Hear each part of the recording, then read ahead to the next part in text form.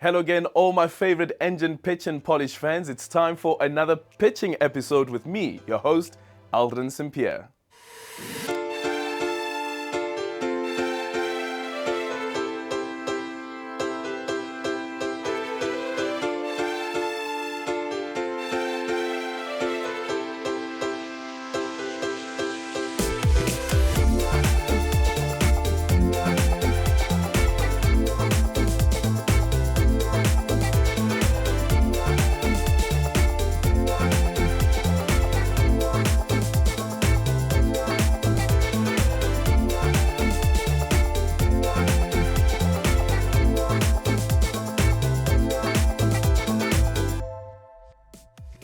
Can you believe it? We are already in the final group of round one. That's right, only 4 more pitches remain before we'll find out who will round out the top 8 contestants heading into round 2. Let's take a quick look at the competition standings. Last week, we saw Blue Group contestant Vitomi Lubisi and Chiroletso Mukate beat out Ntutugo Sibia and Kifense Maringa to make it through to round 2. They are joining our 2 Red Group contestants, Daniel Fanzel and Shuka Muabir, and our 2 Green Group contestants, Moses Kekana and Makatu Chifora. Our Yellow Group will now be battling it out for the remaining 2 slots in round 2. As a first-time host of Engen Pitch and Polish, I'm experiencing just how powerful this program is, and I'm not even talking about the first prize with 1 million rand. I'm talking about all the benefits that come with just participating. Listen, a learning program, their own mentors from Race Corp, and then don't forget all of the feedback and insights they're receiving from the judges.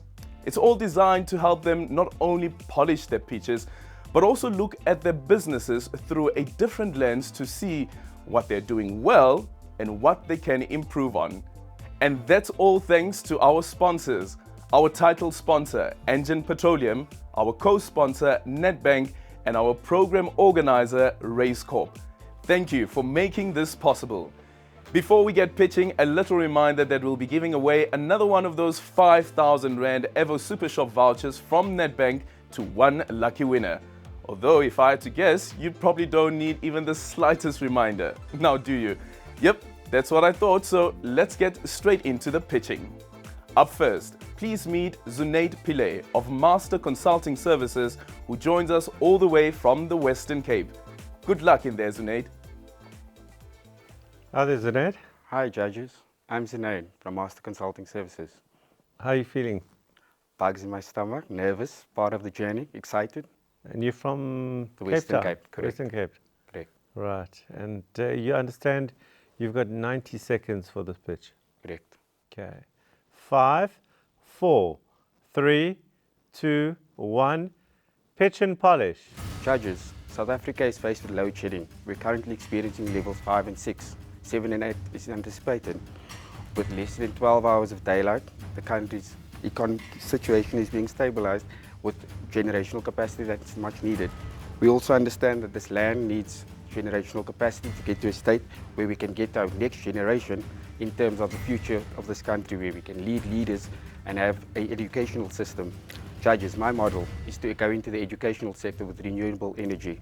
We intend on providing a 2 megawatt 4-phase approach with an initial capex of 200 kilowatt battery storage with the panels, inverters, and hydro and PV power. I also understand that the City of Cape Town are forerunners in the SSEG program. We also noted that during this period, we have gone through various issues. We also know that in order to reach our goal of 2050 of zero emissions, we need to start acting now. Judges, the time has come. We no longer wish to sit back. We no longer wish to bite the bullet. We intend on achieving greatness. We do not want to go backwards. In order to start, the education sector needs to be stabilized with sufficient generational capacity to get to the point of 24 hours light. During our role, at this period, we want to achieve 100 megawatts in the Western Cape as a pilot. At this time and point, we can intend on going forward. Thank you. Thanks, Zunaid. I'm going to start this time. What are you intending on doing? Just don't read your notes. Tell me what you're intending We on doing? intend on putting up a 2 megawatt battery facility system in the Western Cape. It's a school. We want to do a pilot and roll the same model out in various sectors of education. We have approached Nedbank, which has offered us an 80% funding model on a 7-figure and 8-figure project of CapEx with a loan repayment period of 60 months. During this period, Can you not read in your head? Can you just talk to me man to man? Right. So you're rolling out basically renewables. Correct. What's going to power those batteries? So we've got the project that we're busy with is in the Cape Town area. There's hydro available. Our initial phase 1 would be to put up panels, between 400 and 600 panels, which will power the storage facilities and keep the school operational. We do intend on going up to 2 megawatts, which will sufficiently supply the surrounding areas of a minimum of 2,000 houses without having to have any load shedding. Why we're doing the education sector, it's because we've noticed that everybody has been hopping around the corporates. What's going to happen to tomorrow's leaders? They do not have a foundation. And for that reason, we've decided to approach the education sector and put a solid foundation for tomorrow's leaders. Okay. Thank you, Alan. Thanks, Zunaid. So I just was thinking as you're pitching, so education sector, who's going to pay for it? Well, the City of Cape Town has an SSEG program where they give you feedback for every generational capacity that you've procured, and they give you just over R1 with the City of Cape Town. The repayment period, obviously I've approached Nedbank and they've offered to fund this project.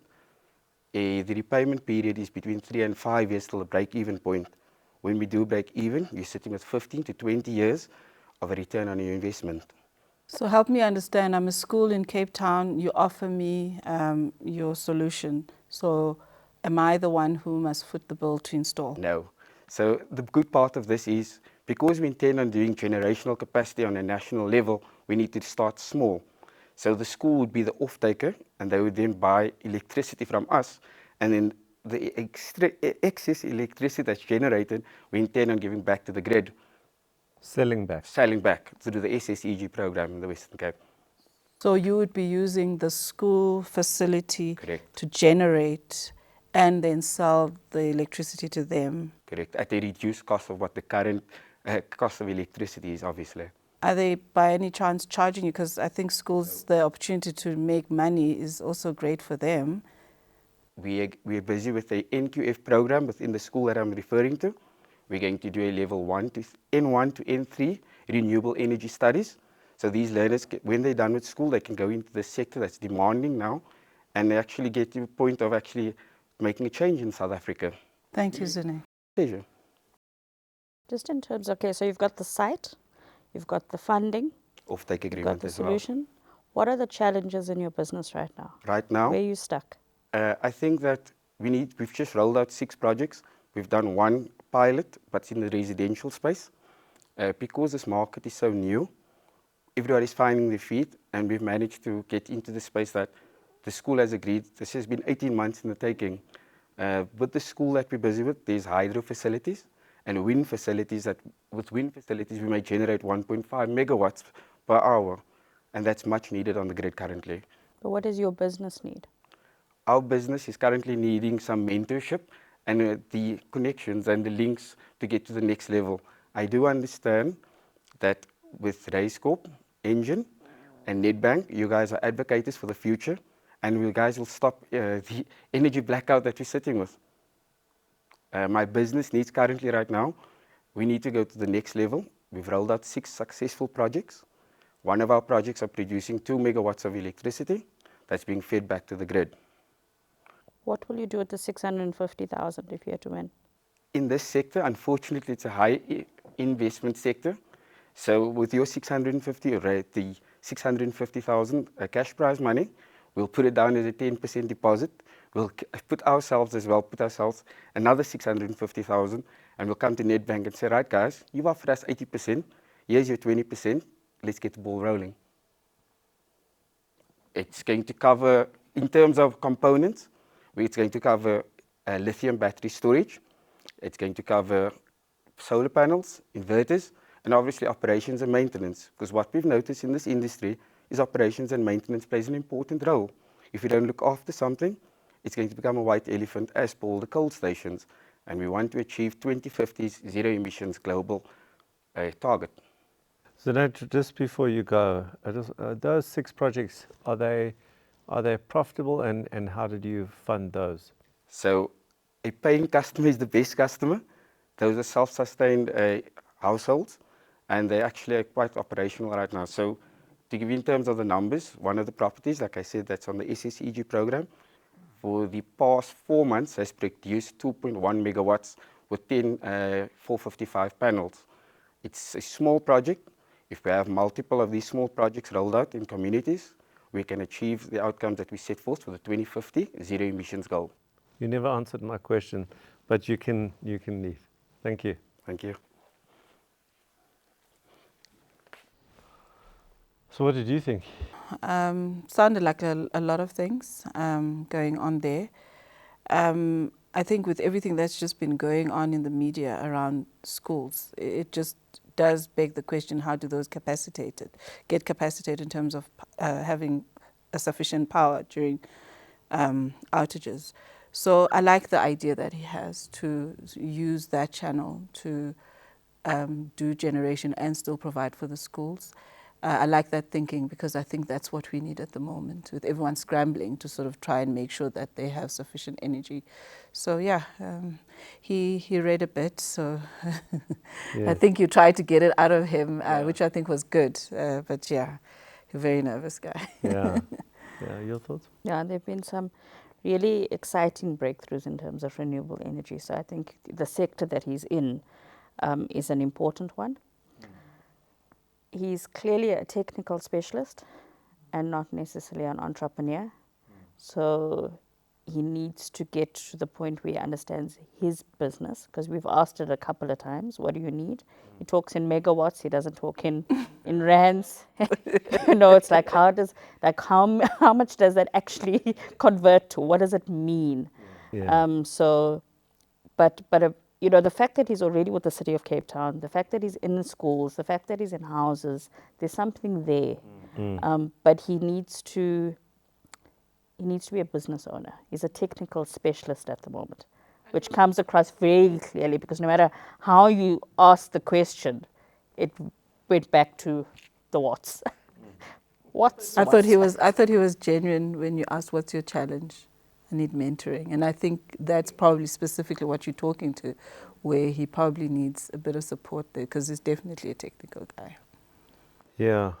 Look, the scheme that he's already started, there's some big players in that market that are in the estate space, where they're supplying electricity back to estates, and they sell electricity at a cheaper rate than Eskom, but with the understanding that the estate then is the production zone or facility for the power, and then they sell the balance back into the grid.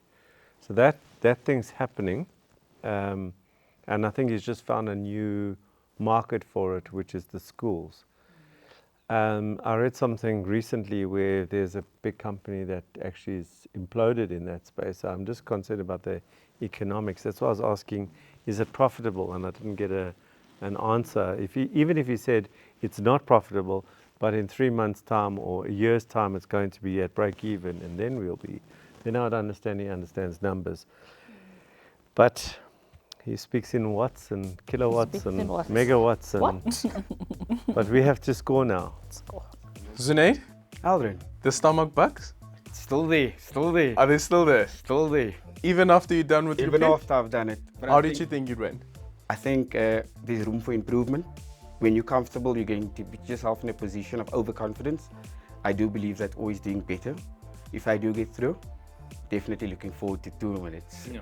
You're also targeting a sector right now that's clearly in demand, looking at the load shedding and how it's affecting us. Tell us how you got into the business. So 4 years ago, we started some R&D. We built up an established relationship with various sector players, with original equipment manufacturers. It's allowed us to have a stable line of support in terms of after-sale support.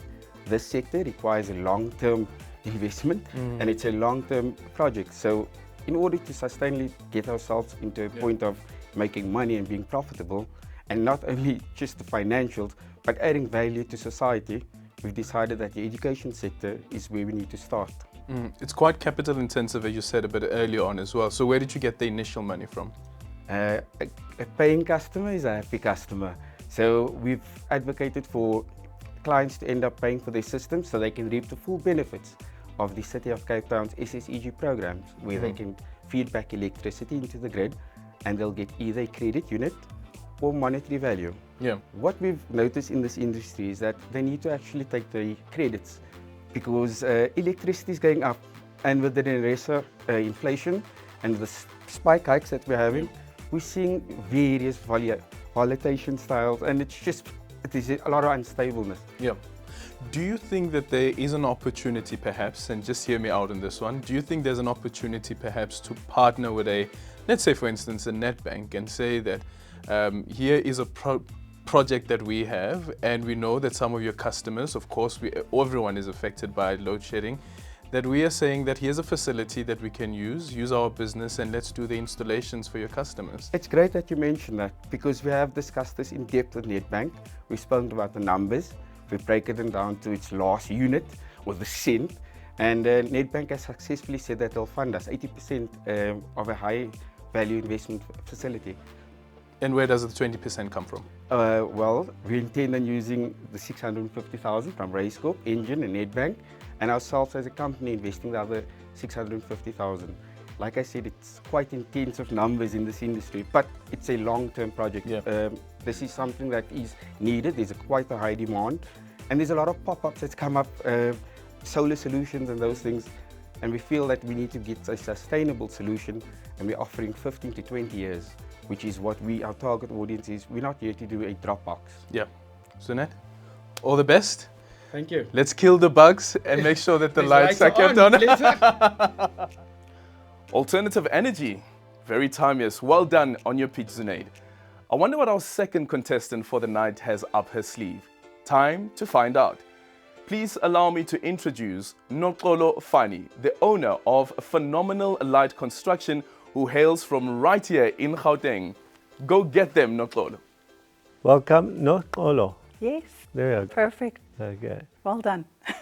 Thank you. What have you got in your hand there? I've just got, it's not really a company profile, just gives you an idea of who I am and what I do. Okay. Would you like to share it with the Yes, judges? definitely, I would like to. Thank you. Thank you. Thank you. Okay. How are you feeling? Nervous. I'm good with having conversations, but pitching is a completely different story, so a bit nervous. It really is a different story. Yeah, You know you got 90 seconds? I know. Okay. Are you ready? Ready as I'll ever be. 5, 4, 3, 2, 1. Pitch and polish. Raised by a tough, bold woman from a small farm town, like my single young mom who went back to school to give me a future. My grandmother who funded my first business, and my school principal, who was the first in the country to vote yes to integrating all races and opened the school doors of Rebek College for learners like myself before '94. My name is Nokolo, and I am the Chief Empowerment Officer whose life's foundation is as resilient and tough as the concrete that we at Phenomenal Light Construction repair, fix, and maintain. We repair and rehabilitate already cast and placed concrete and give it a new life. We have successfully completed 3 projects in the last 15 months worth just under 2.5 million in revenue. We have two permanent staff and 13 contractual, and consult with engineers on a need-by basis. We have competition, but have the advantage of marketing and making sure that we build relationships and partnerships with our suppliers and get good discounts. The opportunity that you are giving us to win 650,000 and mentor us will unlock capacity, skills, and machinery, and also access to the markets we've already identified and the opportunities there. This will also boost. Finish the sentence. This will also boost myself and my growth to lead this growth. Thank you. Thank you. All right, let's start this side. Phenomenal Queen. Welcome. you. Lovely to have you with us. In the 3 projects that you've worked in, what has been your greatest learnings? The greatest learnings is that business is hard, especially post-COVID, because we started just before COVID in 2019. But I suppose my personality type, being someone who loves engaging with people and building relationships, I found that quite easy. But in terms of the operations, I learned very early on that I needed guys I could depend on. And so I've been lucky enough to have maintained the guys that are skilled in the industry thus far. And they are the guys that I lean on. Of course, it's a team effort. So that's been tough. But also the fact that you continuously have to make sure there's work for the guys. So with gaps in between, it becomes a bit of a challenge. And thus now we are working to sort of enhance ourselves so that we build a sustainable business by accessing these new markets I speak to. Okay, can you be a bit more specific with me around the 650 and how you'd use it? So in terms of the 650,000, we've worked out a split that we would do in terms of machinery and upscaling our guys in terms of skills. And of course, that would unlock capacity for us, because right now we don't have the capacity to take on a lot of work due to skills and machinery, because we have to hire machinery. And now sometimes the machinery isn't available when you need it immediately. So if we've got our own machinery, we don't have to spend the money and the time looking for machinery. We can refer to our own machinery to do the jobs. So it would unlock that potential in us. And of course, the mentoring would... Could you answer a little more succinctly, please? Okay. Any other questions? That's it. Thank you. Thanks, Nokolo. Yeah, interesting pitch. I wanted to find out, what is your background? I know you've told us that you engage and you love building relationships, but what exactly is your background and how did you get into this business? So my background is actually worlds apart, because I studied multimedia in university and specialized in animation, although it's helped me greatly in terms of marketing in this particular space. But my background is that, and a family of entrepreneurs. And I think that when the opportunity, I always say construction found me, because an opportunity sort of showed itself at a point in my life where I needed a challenge and wanted freedom as opposed to being in the office. And so when I had that discussion with the gentleman at the time, I realized there's quite a lot of opportunity there for me. And I actually jumped onto the company. It was quite young. I think it was less than a year old, because I believed that I could actually impact that business, and I did. And then we unfortunately couldn't agree on shareholding and things like that in terms of what we had previously agreed on, and he disappointed me in that way. But then I had to start from the ground up. But the learnings that I got in those years are what boosted me and enabled me to start my own company. You spoke about 2.5 million in revenue over the last 3 projects. Yes, in 15 months. In 15 months. But you said you started in 2019. Yes, I only referred to that period. So what have you done since 2019? What's the number since 2019? So since 2019, our revenue, I think for the year 2019 going into 2020, was about 800, just over 800,000. Then it dropped significantly in 2020, of course. And I think I remember it was about 300 and something thousand. And then in 2021, we were at about, I think, 725,000 in revenue. And then going into this last year, which was 2022, up until February this year, we did about 1.9 something million. Okay. And what's your GP, your gross profit margin on that? Is it a good gross profit margin? Are you marking up? We are marking up, definitely. We only had the dip in 2020, I suppose expectedly. But it's going up. I think if I looked at percentages in terms of how it went up. Your gross profit, not revenue, eh? Yes. Yeah, Oh, gross profit. Yes. Yes, so that was about, from 2020 going into 2021, it was at about 45% went up. Okay. And then this last period, it was quite a big jump, about 100 and something percent. Okay. Yeah. Okay, I don't think we're speaking about the same thing. I've heard of this approach called shotcreting. Is that what you do? No, so we don't do shortcreting yet. Yes. These are markets that we really want to grow into in the mining sector and stuff. But what we do is, so when they place concrete, Yes.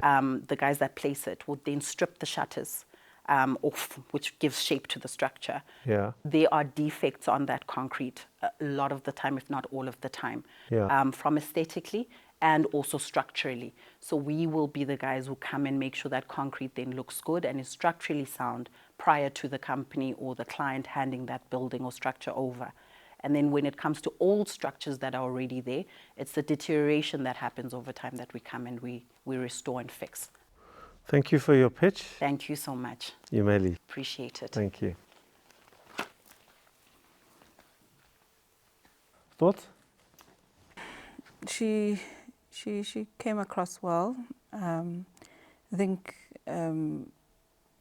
I've learned something in terms of concrete, that I always thought that you just put it in and sort it. Didn't realize that you needed someone else to make sure it reshapes again. Quite exciting, you know, to see her boldness going into construction, you know, as a woman, and, you know, just how she started her pitch, just in terms of what influenced that. And yeah, it looks like she had a good year last year, so I look forward to hearing what that GP is. Yes. I think that's that not understanding the numbers came through quite strong. And when you asked the question about, you know, how you're going to use the money again, she didn't answer that. She didn't answer that.